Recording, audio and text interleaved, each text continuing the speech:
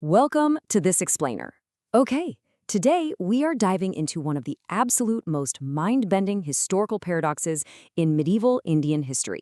We're talking about the rise and fall of the Sur Dynasty. On the surface, it looks like a tiny, almost insignificant blip in the grand timeline of the subcontinent. But, as we're going to see, the historical record holds a massive surprise for us. So here is the central question we really need to unpack today. How did a forgotten dynasty, one that lasted a mere 15 years as a ruling house, manage to build the absolute foundations of early modern India? It is a fascinating puzzle, right? I mean, how does a ruling family get entirely wiped out politically while its ideas outlast its own bloodline by centuries? Well, let's dive into this by first taking a look at the broader picture of 16th century India.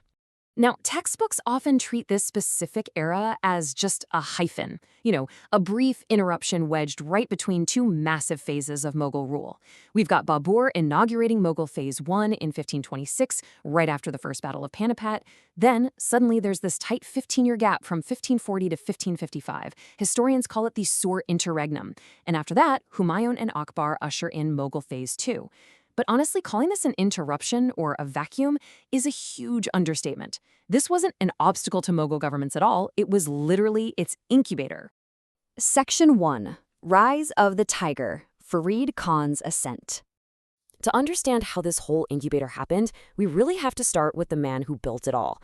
Born around 1486 as Farid Khan, he wasn't some wealthy prince, not at all.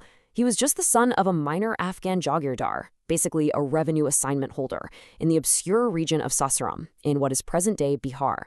Because of some intense family friction, he ended up striking out on his own.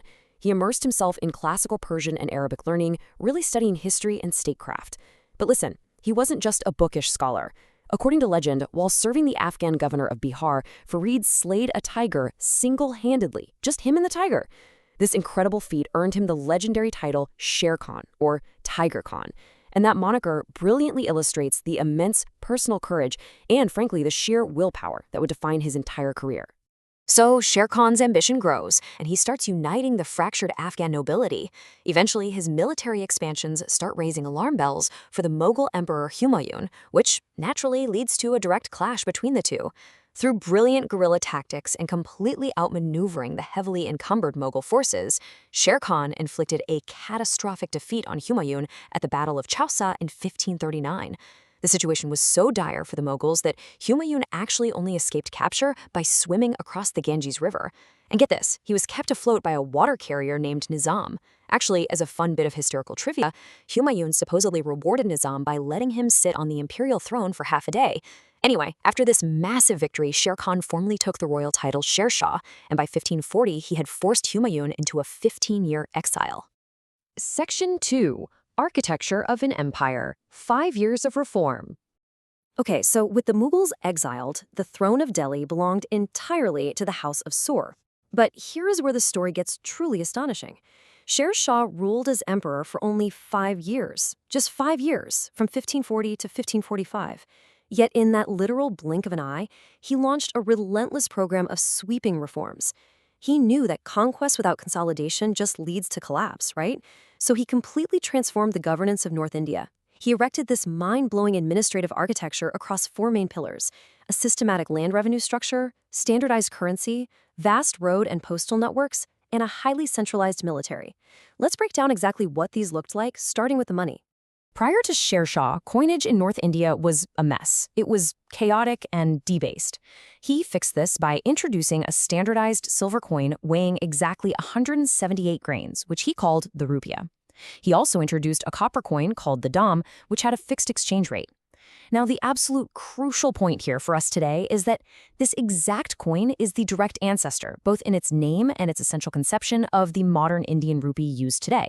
The standard he set was so brilliant that it remained essentially unaltered well into the British colonial era. How wild is that? Just as impactful was his approach to land reform. Sher Shah ordered a comprehensive measurement of all cultivated land, and he used a standardized measuring rod known as the Sikandari gauze. He classified the land by its productivity and calculated the state share in advance. But here's the absolute genius part of it all. He put it in writing. He issued a document called a patta, which specified the cultivator's obligations, and then the farmers signed a counterpart deed called a kabuliyet. This totally protected farmers from arbitrary, on-the-spot taxation by greedy officials. It was a real game-changer for the peasants. Then, of course, there was the infrastructure. Sher Shah constructed the Sadak-i-Azam, or the Great Road. We're talking about a vast highway stretching all the way from Bengal to the Indus frontier. Today, we know this as the Grand Trunk Road. But it wasn't just a flat road. He built thousands of sarais, or rest houses, at regular intervals. These provided separate accommodations for Hindu and Muslim travelers, complete with wells and mosques. And even cooler, these rest houses served as relay stations for a rapid horse postal system called Dak Chowki. Messages traveled with a speed that absolutely astonished the people of that time. Now, of course, he also had to fight relentless military campaigns to secure these vast territories. In 1544, he fought a notoriously difficult battle against the Rajputs of Marwar at Giri Sumel. The victory came at such a steep cost in blood and resources that Sher Shah famously remarked, "I had almost lost the empire of Hindustan for a handful of millet." I just love that quote. It is a phenomenal, wry commentary on the sheer difficulty of fighting a minor chieftain in a harsh, dry landscape where, well, millet was the main crop. It really puts the cost of empire into perspective. Section 3. The Fatal Flaw, a Dynasty's Rapid Unraveling. Sadly, tragedy was waiting just around the corner. In May of 1545, while he was besieging the Rajput fortress of Kalanjar, Sher Shah was killed by an accidental gunpowder explosion. It was ignited by a shell that literally ricocheted off the fort's walls. Even as he was dying, he held on just long enough to be informed that the fort had actually fallen. But this leaves us with a huge question. How does an empire this incredibly well-organized just fall apart after its founder's death? Well, the Sur Dynasty's success was heavily reliant on charismatic authority. Sher Shah's personal prowess, his reputation for impartial justice, and his sheer military genius kept all those fractious Afghan clan loyalties in check. But the empire suffered from a massive, fatal institutional weakness. There were absolutely no settled rules for succession. The state thrived under one man's willpower, is for sure, but without a clear convention for transferring that power, it was ultimately doomed.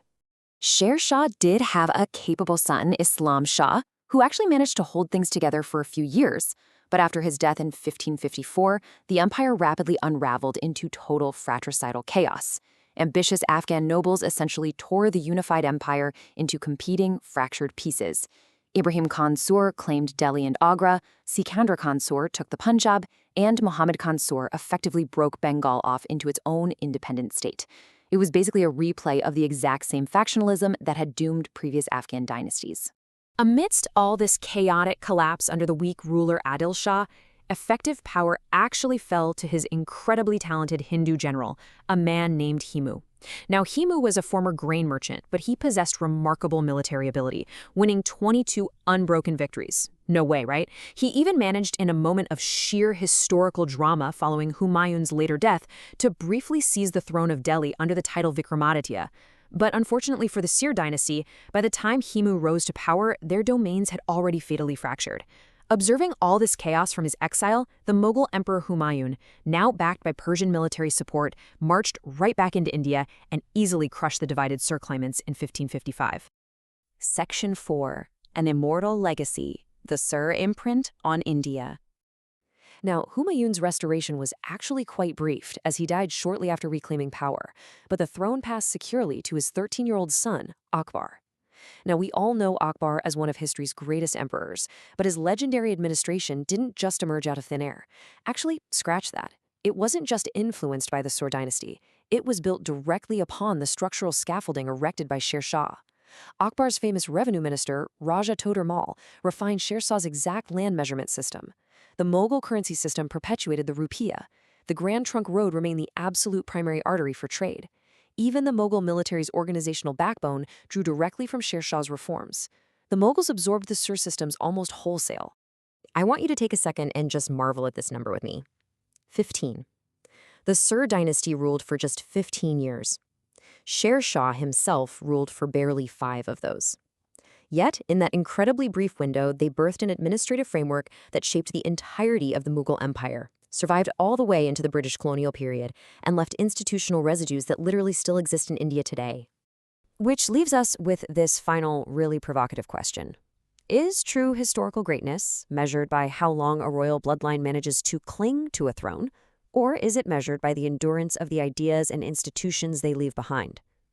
Sher Shah Suri was a conqueror whose empire didn't outlive him by a single generation, but he was an administrator whose institutions outlived him by centuries. Think about that the next time you hold a rupee in your hand. Thank you so much for joining me on this explainer, and remember, keep questioning the history you think you know.